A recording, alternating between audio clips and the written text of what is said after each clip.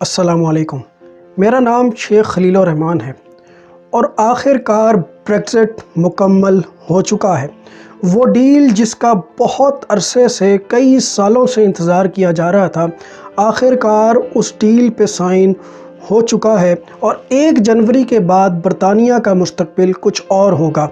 Brexit क्या है और यूरोपियन यूनियन से बरतानिया ने अपने आप को क्यों अलहदा किया है, इन्हीं सब चीज़ों को मैं आज इस वीडियो में डिस्कस करूंगा। यूरोपियन यूनियन क्या है और जब बरतानिया यूरोपियन यूनियन का हिस्सा था तो तब बरतानिया को क्या फ़वाइद थे और यूरोपियन यूनियन से निकलने के बाद बरतानिया का फ्यूचर क्या होगा, इन्हीं सब चीज़ों को मैं आज डिस्कस करूंगा, बड़ी तफसील से डिस्कस करूंगा। तो इस वीडियो को पूरा ज़रूर देखिएगा, आपको कुछ सीखने को ज़रूर मिलेगा। अब सबसे पहले मैं डिस्कस करता हूँ यूरोपियन यूनियन को।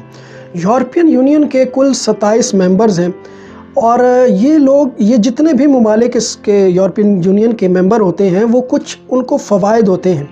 वो फ़वाइद क्या है, मैं उनको बारी बारी डिस्कस करता हूँ। अब जो भी ममालिक यूरोपियन यूनियन का हिस्सा होते हैं उनकी इकनॉमिक इंटीग्रेशन होती है, पॉलिटिकल इंटीग्रेशन होती है और साथ ही साथ सोशल इंटीग्रेशन भी होती है। यानी वो पॉलिटिकली भी आपस में जुड़े होते हैं, इकनॉमिकली भी आपस में जुड़े होते हैं और सोशली भी आपस में जुड़े होते हैं। अब जितने भी ममालिक इस यूरोपियन यूनियन का हिस्सा होते हैं उनकी एक कॉमन ट्रेड पॉलिसी होती है, यानी कि वो पूरा का पूरा यूरोपियन यूनियन उनकी एक ही पॉलिसी होती है ट्रेड की। फिर ये ममालिक आपस में ट्रेड बग़ैर वीज़ा के कर सकते हैं। जितने भी जो ट्रांसपोर्ट है वो बग़ैर वीज़ा की होती है पूरे के पूरे यूरोप में, यानी यूके हो, इटली हो, फ्रांस हो, कोई भी यूरोप का मुल्क हो, वो आपस में ट्रेड जो है वो बड़ी ही आसानी से कर सकते हैं, बग़ैर वीज़ा के कर सकते हैं।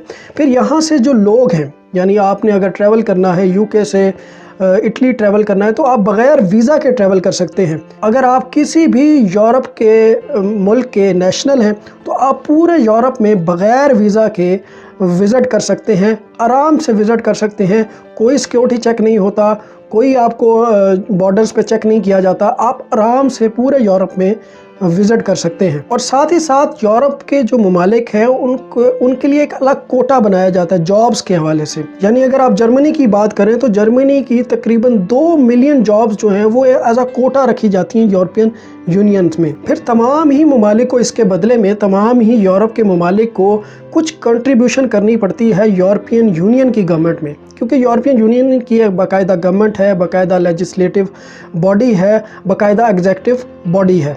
फिर एक जुडिशल बॉडी भी है जिसको ECJ कहते हैं, यूरोपियन कोर्ट ऑफ जस्टिस। अब यूरोपियन कोर्ट ऑफ जस्टिस की powers international court of justice से भी ज़्यादा हैं। और इसी के साथ यूरोपियन यूनियन के जितने भी मेंबरान होते हैं, जितने भी मेंबर्स यूरोपियन यूनियन का हिस्सा होते हैं, उन तमाम ममालिक की जो फॉरेन पॉलिसी है वो भी कॉमन होती है।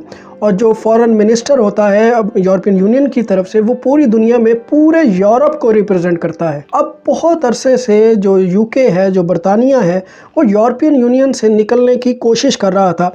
अब उसकी क्या वजूहात हैं वो भी मैं आपके सामने रखता हूँ। सबसे पहली बात तो ये है कि जो बरतानिया है वो अपनी सॉवरन पावर्स अपने पास वापस लेना चाहता है और वो चाहता है कि यूरोपियन यूनियन से बरतानिया को कोई डिक्टेशन ना आए।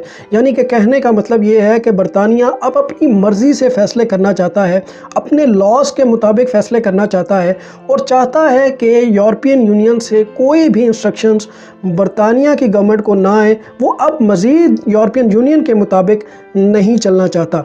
जिस चीज़ को यूके की मेजॉरिटी ने अप्रूव किया और यूके की जो मेजॉरिटी पॉलिटिकल पार्टीज़ हैं उन्होंने भी इस ब्रेक्ज़िट को, इस एग्ज़िट को, यूरोपियन यूनियन से जो एग्ज़िट है, यूरोपियन यूनियन से जो निकलने का मुतालबा है, उसको ज़्यादातर पॉलिटिकल पार्टीज़ भी अप्रूव कर रही हैं और कहती हैं कि हमें ये ब्रेक्ज़िट करना चाहिए, हमें यूरोपियन यूनियन से निकलना चाहिए। फिर यूके में जितने सेटलर्स हैं, ख़ास तौर पे जो पाकिस्तान, बांग्लादेश और इंडिया से जाके सेटल हुए हैं यूके में, उनका भी एक बहुत ही मेजर रोल है इस ब्रेक्ज़िट के अंदर।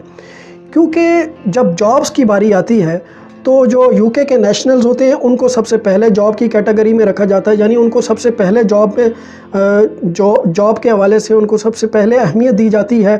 اس کے بعد جو یورپین نیشنل ہوتا ہے اس کو اہمیت دی جاتی ہے، اور سب سے آخر میں جا کے جو سیٹلرز ہیں، یعنی جو باہر سے سیٹل ہوئے ہیں برطانیہ کے اندر، ان کو آخر میں رکھا جاتا ہے جابز کے حوالے سے۔ ان کی اہمیت جاب دینے کے حوالے سے آخری ہوتی ہے۔ پھر بہت سی مائیگریشن پالیسیز جو ہیں وہ بھی برطانیہ کو قبول نہیں تھیں، جو یورپین یونین کی طرف سے مائیگریشن پالیسیز ہیں، جو کہ پورے یورپین یونین کو ان پالیسیز پہ عمل کرنا ہوتا تھا اور ان پالیسیز کے مطابق چلنا ہوتا تھا۔ ان میں سے بھی کئی پالیسیز برطانیہ کو اب قبول نہیں ہیں۔ پھر اکنامیکلی بھی اب برطانیہ یہ نہیں چاہتا کہ ہم یورپین یونین میں کوئی بھی انویسٹمنٹ کریں، کوئی بھی کسی بھی مد میں اب یورپین یونین کو پیسے دیں۔ اور پھر جو ٹریڈ پالیسیز ہیں یورپین یونین کی طرف سے وہ بھی اب برطانیہ کو قابل قبول نہیں ہیں۔ برطانیہ اپنی ٹریڈ ڈیلز کرنا چاہتا ہے جو کہ یورپین یونین میں رہتے ہوئے برطانیہ نہیں کر سکتا۔ تو یہ ہیں وہ ریزنز جس کی وجہ سے برطانیہ یورپین یونین سے باہر نکلنا چاہتا تھا، لیکن اس کا کوئی پروسیس ہوتا ہے، ایسے یکدم یورپین یونین سے باہر نکلنا مشکل ہے، کیونکہ جو ایگریمنٹ لسبون ایگریمنٹ کیا گیا تھا 2007 میں، اس کے مطابق اگر کوئی بھی ملک یورپین یونین سے باہر نکلنا چاہتا ہے تو اس کے لیے ریفرینڈم کرانا ضروری ہے، لوگوں کی رائے لینا ضروری ہے۔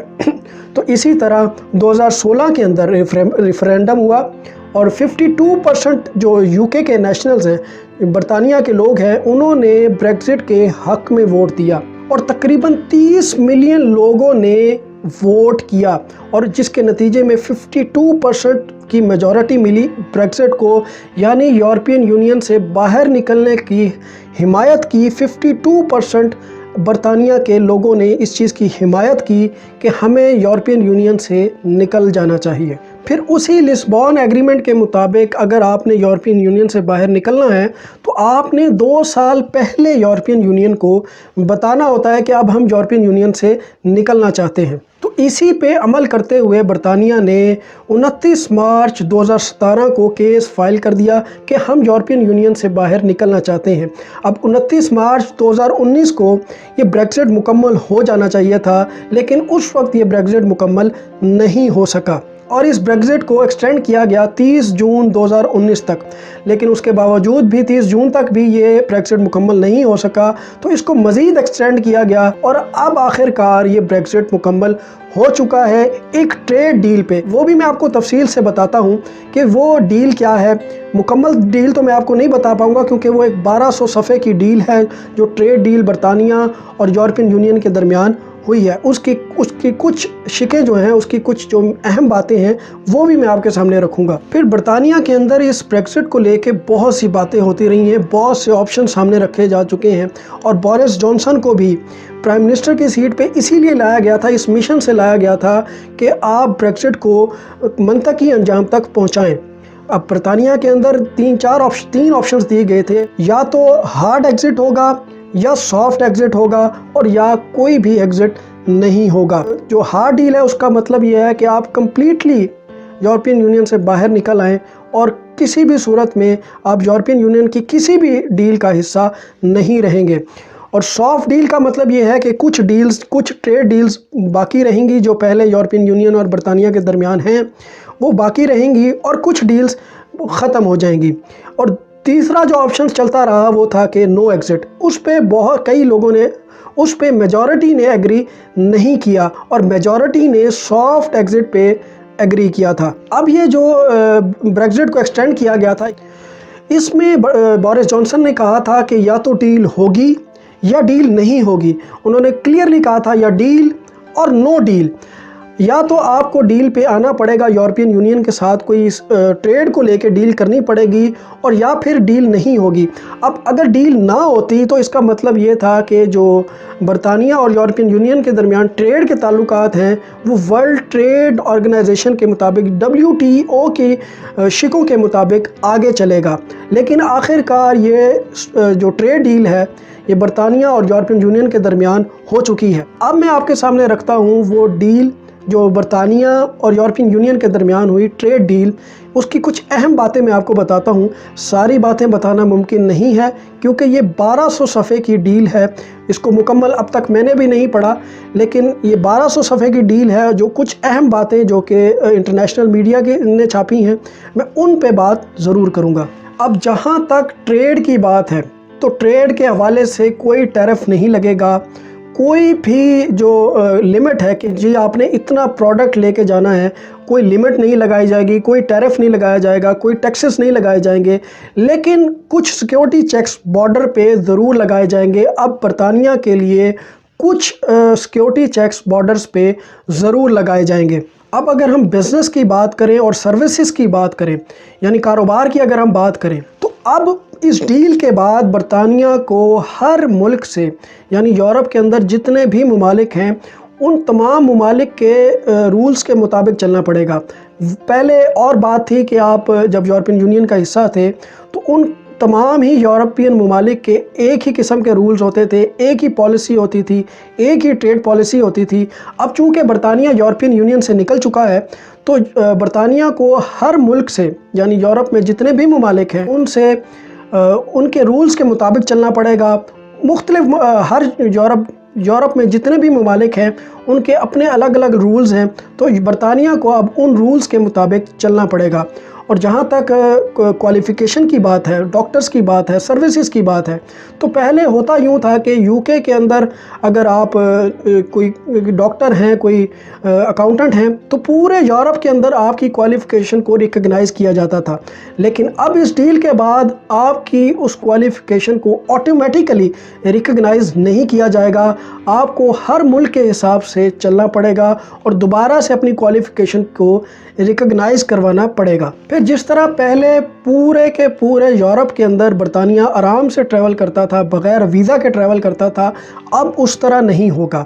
اب برطانیہ کا اگر کوئی شہری یورپ میں کہیں سفر کرنا چاہتا ہے تو وہ بغیر ویزا کے صرف 90 دن تک رہ سکتا ہے، اس سے زیادہ یورپین ممالک میں برطانیہ کا نیشنل نہیں رہ سکتا، برطانیہ کا شہری نہیں رہ سکتا۔ اب ایک بہت ہی خاص بات، یورپین کورٹ آف جسٹس، جس کو برطانیہ ہمیشہ سے، برطانیہ کی جو ایک میجر ڈیمانڈ تھی اس بریگزٹ کو لے کے، وہ یورپین کورٹ آف جسٹس سے باہر نکلنا چاہتا تھا اور یورپین کورٹ آف جسٹس کی جو ریسٹرکشنز ہیں اس میں نہیں رہنا چاہتا تھا۔ اب یورپین کورٹ آف جسٹس کا کوئی بھی رول، کوئی بھی عمل دخل برطانیہ میں، یو کے میں نہیں ہوگا، اور اگر کوئی ڈسپیوٹ یورپین یونین کے ممالک کے درمیان اور برطانیہ کے درمیان ہوتی ہے تو اس کو ایک الگ کورٹ میں لے کے جایا جائے گا، جو کہ خود مختار کورٹ ہوگی۔ خود مختار یعنی کہ آپ سمجھ لیں انڈیپینڈنٹ ٹریبیونل ہوگا، اس میں لے کے جایا جائے گا، نہ کہ یورپین کورٹ آف جسٹس میں لے کے جایا جائے گا۔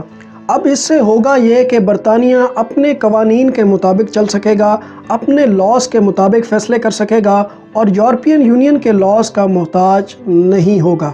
پھر جو ڈیٹا کا ایکسیس تھا یورپین یونین کا، جو ایک کامن ڈیٹا تھا، سیکیورٹی کا ڈیٹا تھا، جو انفارمیشن پورے یورپین یونین کو دی جاتی تھی، اب وہ بھی یو کے تک منتقل نہیں کی جائے گی، یو کے کو اس انفارمیشن کا بھی ایکسیس نہیں ہوگا۔ تو یہ وہ اس ٹریڈ ڈیل جو برطانیہ اور یورپین یونین کے درمیان ہوئی، اس کی کچھ جو اہم باتیں تھیں وہ میں نے آپ کے سامنے رکھی۔ اب اس پوری ٹریڈ ڈیل کو بھی میں کسی دن، وہ جو 1200 صفحے کی ایک ٹریڈ ڈیل ہے، وہ بھی میں کسی دن پڑھ کے آپ کے سامنے مکمل رکھوں گا، لیکن خیر اب تک آپ کو میں کچھ اہم شقیں ہی بتا سکا ہوں۔ امید کرتا ہوں کہ آپ کو کچھ سیکھنے کو ضرور ملا ہوگا۔ ویڈیو کو ضرور شیئر کیجیے گا اور اپنی رائے کا اظہار کامنٹ سیکشن میں بھی ضرور کیجیے گا۔ Thank you so much.